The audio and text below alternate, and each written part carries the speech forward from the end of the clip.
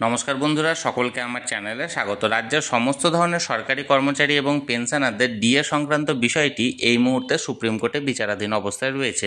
কিন্তু supreme court থেকে এই মুহূর্তে সরকারি কর্মচারী এবং পেনশনারদের ডিএ কেস সংক্রান্ত একটি অত্যন্ত ভালো খবর সামনে এসেছে। কি সেই খবরে কি কি বলা হয়েছে এবং কতটা ভালো এটা সকল কিছু আজকের ভিডিওতে বিস্তারিতভাবে আলোচনা করব। ভিডিওটি ডিএ মামলা সংক্রান্ত অত্যন্ত গুরুত্বপূর্ণ, তাই প্রথম থেকে শেষ পর্যন্ত অবশ্যই ধৈর্য সহকারে দেখবেন এবং ভালো লেগে থাকলে অবশ্যই একটি লাইক করবেন এবং সকলের সঙ্গে শেয়ার করবেন। আর সেই সাথে এই চ্যানেলে যদি প্রথমবার হয়ে থাকেন এই রকমের ইনফরমেটিভ ভিডিও আরও দেখার জন্য যারা এখনও পর্যন্ত এই চ্যানেলটিকে সাবস্ক্রাইব করেননি তারা অবশ্যই চ্যানেলটিকে সাবস্ক্রাইব করে নিতে ভুলবেন না। তাহলে চলুন আমরা বিস্তারিত জেনে নিই। এখন আমরা এই মুহূর্তে সরাসরি সুপ্রিম কোর্টের ওয়েবসাইটে আছে। এখানে ডায়েরি নাম্বার দেওয়া হয়েছে, তারপর the state of West Bengal versus confederation of state government employees West Bengal. এখানে diary number file on 3 November 2022 সমস্ত কিছু উল্লেখ করা হয়েছে। কেস নাম্বার যেটা এসএলপি অর্থাৎ special leave petition under civil এখানে উল্লেখ করা হয়েছে। Present or last listed on কবে? লাস্ট যে হিয়ারিংটা হয়েছিল অর্থাৎ 8ই সেপ্টেম্বর 2025 মাননীয় বিচারপতি সঞ্জয় কারোল এবং মাননীয় বিচারপতি প্রশান্ত কুমার মিশ্রা এই দুইজন বিচারপতির এজলাসে হয়েছিল।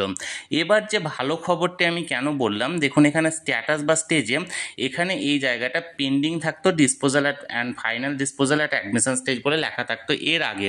কিন্তু এই মুহূর্তে আমরা মোটামুটি সকলেই জানি লাস্ট যে হিয়ারিংটা হয়েছিল অর্থাৎ লাস্ট 8ই সেপ্টেম্বর সেই হিয়ারিংটা ছিল ডিএ কেসের শেষ শুনানি। কারণ এই ডিএ কেসের হিয়ারিংয়ে শুনানিটা শেষ হয়ে গেছে, এরপর আর কোনো হিয়ারিং হবে না বা কোনো শুনানি হবে না এটা বলা হয়েছে।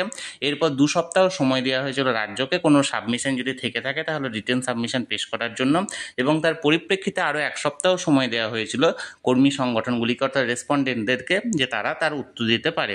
কিন্তু এই মুহূর্তে দেখুন স্ট্যাটাসের জায়গায় যে 3টি কন্টেম্প্ট মামলা করা হয়েছিল, এই কন্টেম্প্ট মামলাগুলি করা হয়েছিল 3টি কর্মী সংগঠনের তরফ থেকে। যখন মে মাসে অর্ডার দেওয়া হয় যে 6 সপ্তাহের মধ্যে 25% ডিএনএস অ্যালাউন্সের এরিয়ার পে করতে হবে পঞ্চম বেতন কমিশনের আন্ডারে, কিন্তু রাজ্য সরকারের তরফ থেকে এই বিষয়ে কোনো পদক্ষেপ না নেওয়ায় এবং সময়সীমা শেষ হওয়ার পর 3টি কর্মী সংগঠনগুলি কিন্তু এখানে 3টি কন্টেম্প্ট মামলা করেছিল অর্থাৎ আদালত অবমাননার মামলা করেছিল।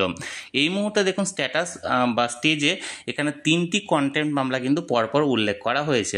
এখানে দেখুন 35252/2025 এখানে কন্টেম্প্ট পিটিশন, তারপরে দেখুন 39626/2025 কন্টেম্প্ট পিটিশন এবং ডি নাম্বার দেখুন 41566/2025 কন্টেম্প্ট পিটিশন। এবং এই 3টি কন্টেম্প্ট পিটিশনের শুনানি এই মুহূর্তে শুরু হতে চলেছে বা শুরু হবে সুপ্রিম কোর্টে। অর্থাৎ সুপ্রিম কোর্টে যে মূল ডিএ মামলা সেটা শুনানি আগেই শেষ হয়ে গেছে, কিন্তু যে 3টি কর্মী সংগঠনের তরফ থেকে 3টি কন্টেম্প্ট মামলা আদালত অবমাননা মামলা করা হয়েছিল সেই মামলাগুলি এবার সুপ্রিম কোর্টে শুনানি হবে বলে আশা করা হচ্ছে এবং এটা সুপ্রিম কোর্টের যে ওয়েবসাইট সেখানে কিন্তু উল্লেখ করা হয়েছে।